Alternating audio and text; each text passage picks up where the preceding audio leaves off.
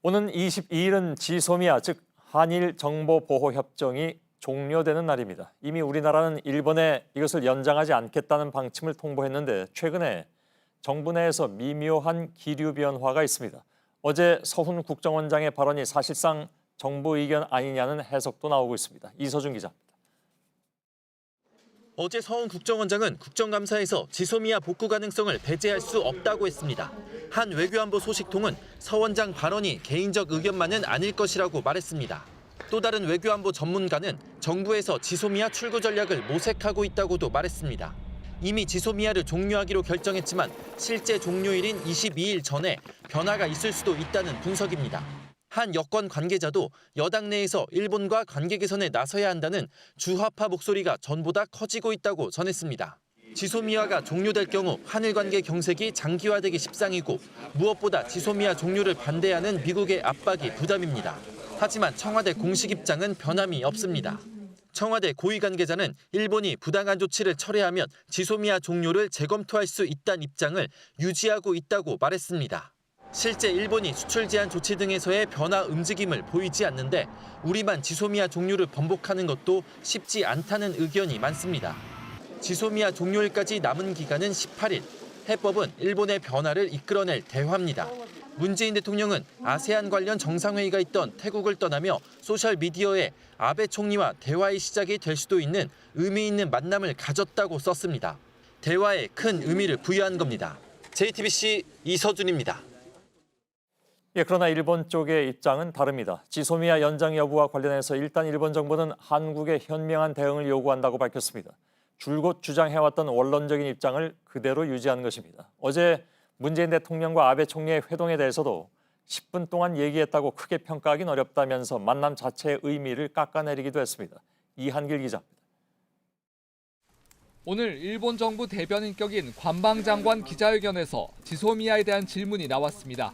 実装宮が執行されるわけですけど、これまでにですね、韓国側が延長を決断する可能性についてはどういうことでしょうか。 스가 관방장관은 원론적인 입장을 되풀이했습니다. 政府としても一貫した立場に変わりはなく、韓国側に懸命の対応を求めていく。 이번에도 우리 정부에 공을 넘긴 겁니다. 어제 문재인 대통령과 아베 총리의 회동은 일본 정부의 입장을 전달하는 자리였다고 말했습니다. 日韓の二国間の問題については、総理から大統領に対して我が国の原則的立場をしっかり伝達をいたしました。 모태기 외무상은 아예 만남 자체가 의미 없다고 말했습니다. 今回のいわゆるですね、10分間の言葉を交わしたことをもってですね、そこまでの大きな評価をするっていうのは難しいと思います。 문 대통령이 제안한 고위급 협의에 대해서도 협의하는 사람의 레벨보다 협의의 내용이 중요하다며 부정적인 입장을 보였습니다. JTBC 이한길입니다. 어제 한일 정상 간 대화 이후에 우리 쪽에서는 양국 간의 접점을 마련해 줄 수 있는 카드로 지소미아 유지가 조금씩 거론되는 모양새입니다. 그러니까 종료하기로 했던 것을 이제 조금씩 태도를 바꿔가는 것이 아니냐 하는 그런 추측을 하게 만드는 것이죠. 반면에 일본은 어제 대화에 크게 무게를 두지 않으면서 지소미아에 대해서는 짐짓 별로 신경 쓰지 않는다는 듯한 분위기를 만들어가고 있습니다. 이 역시 전략적이라고 봐야 될 것 같습니다. 자, 이 상황은 좀 미묘한 데가 많아서 좀 풀어봐야 될 것 같습니다. 남궁욱 국제외교안보팀장이 지금 옆에 나와 있습니다. 어서 오세요. 네. 한일 정상회담에서 지소미아 유지 같은 구체적인 어떤 대화는 물론 없었던 것으로 파악이 되는데 그 직후부터 그 지소미아 종료 방침에 대해서 재검토한다는 기류가 조금씩 감지가 되고 있습니다. 실제로 그런 말도 했었고 국정원장 같은 경우에는 이건 어떻게 이해를 해야 될까요?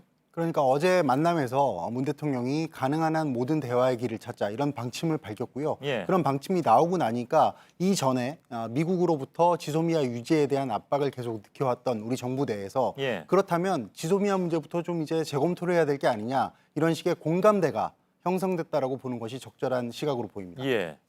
이제 한 17일 정도가 남아있는 상황인데 그럼 그 사이에 뭐 급격한 어떤 변화가 있을 것이냐 그러기도 정부 입장에서는 쉽지가 않을 것 같고 그래서 결국 이제 그 가장 중요한 변수는 미국의 압박이 아니냐. 그 미국 압박은 특히 최근 들어서 굉장히 강해지고 있고 어제 저희들이 보도해드렸습니다마는 주로 일본 언론을 통해서 마치 맞습니다. 일본 대변인들처럼 미국의 국방 관계자들이 얘기를 하고 있단 말이죠.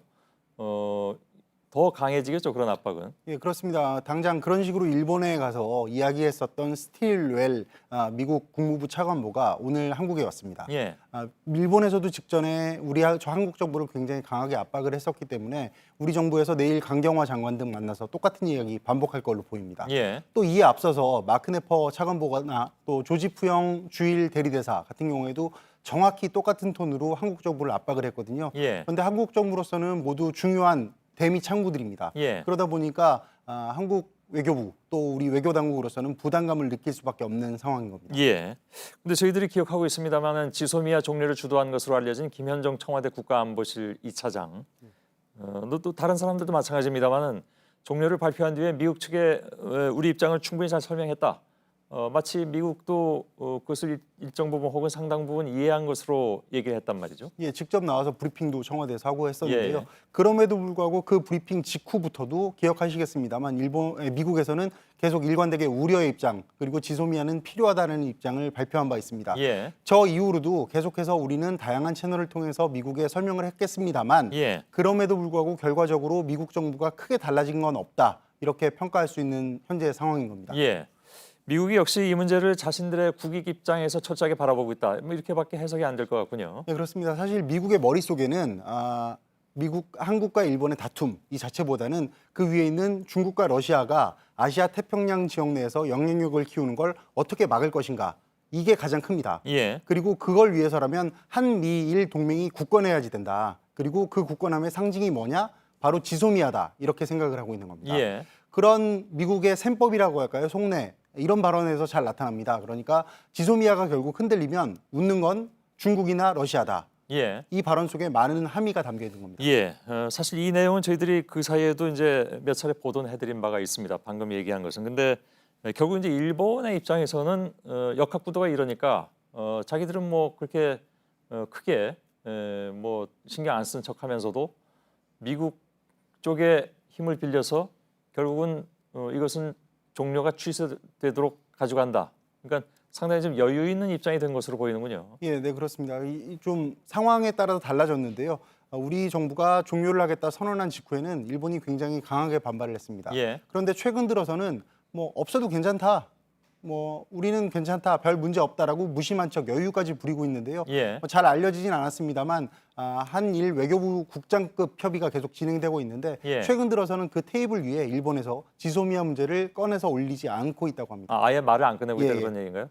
이렇게 되면 우리가 이제 지소미아 종료를 이제 그걸 카드로 해서 얻어내려고 했던 일본의 수출 규제 취소, 완화. 그럼 이건 어떻게 되는 겁니까?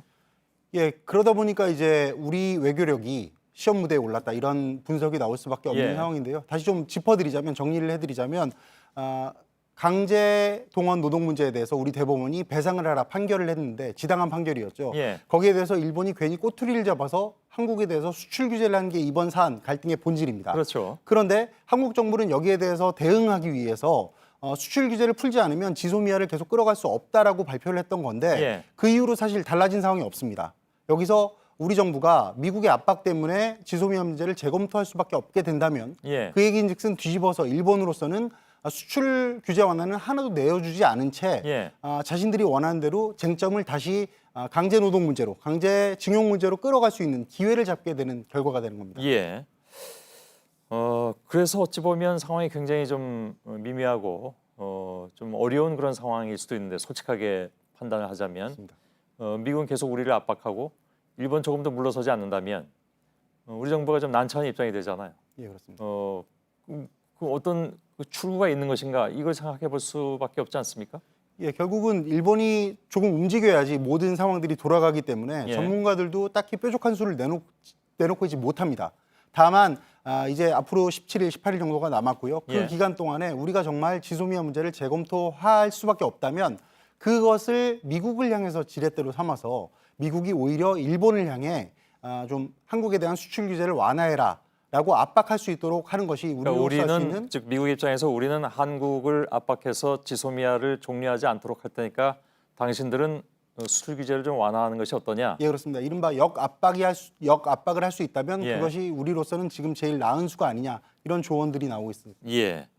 다만 그것이 현실적으로 통할지는 좀 미지수일 것 같습니다. 예, 지켜봐야 왜냐하면, 됩니다. 일본 입장에서는 이렇게 되면 별로 잃을 게 없는 그런 상황이 될 수도 있는 것이기 때문에 아무튼 앞으로 한 17일 정도 남아 있습니다만 정부의 고민이 깊어질 수밖에 없는 그런 상황인 것 같습니다.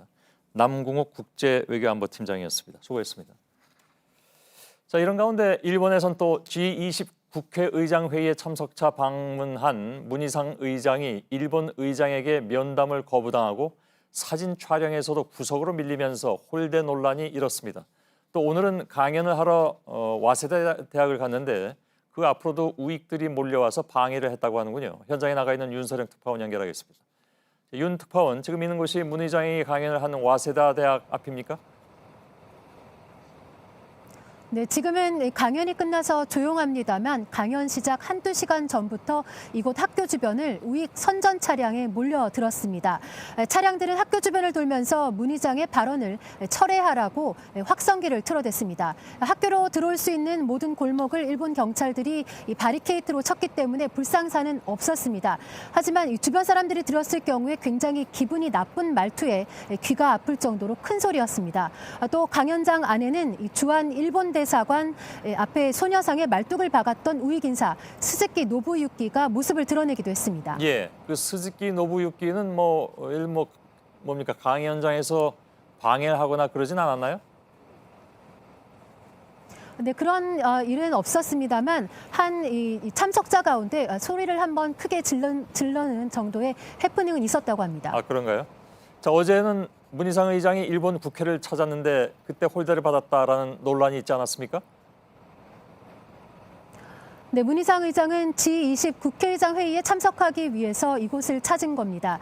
그런데 이 의장국인 일본의 참의원 의장이 문 의장의 발언을 문제 삼아서 양자회담을 거부했습니다. 문 의장이 지난 2월에 한 외신과의 인터뷰에서 이 아키히토 전 일왕을 전범의 아들이라고 한 것을 문제 삼은 건데요. 이후로도 이 문 의장은 3번이나 사과를 했는데도 불구하고 불충분하다고 한 겁니다. 이 때문인지 이 단체 사진을 찍을 때 문 의장을 가장 아랫줄에 맨 끝으로 배치하기도 했는데요. 이 때문에 손님을 불러놓고도 일부러 홀대한다는 논란이 일었습니다. 예, 저렇게 자리 배치하는 것은 사실은 저희가 알기로는 어떤 규정에 의해서 자리 배치를 하는 것으로 알고 있는데 그 규정을 어겨서 저렇게 맨 끝자리에 앉혔다면 예를 들어서 이쪽 국회의장 측에서 혹은 우리 외교부 쪽에서 항의를 할 수도 있는 문제는 아닌가요? 그런 얘기는 없었나요? 네, 정확히 왜 문희상 의장이 그 자리에 앉게 됐는지에 대한 설명은 듣지 못했습니다. 예, 알았습니다.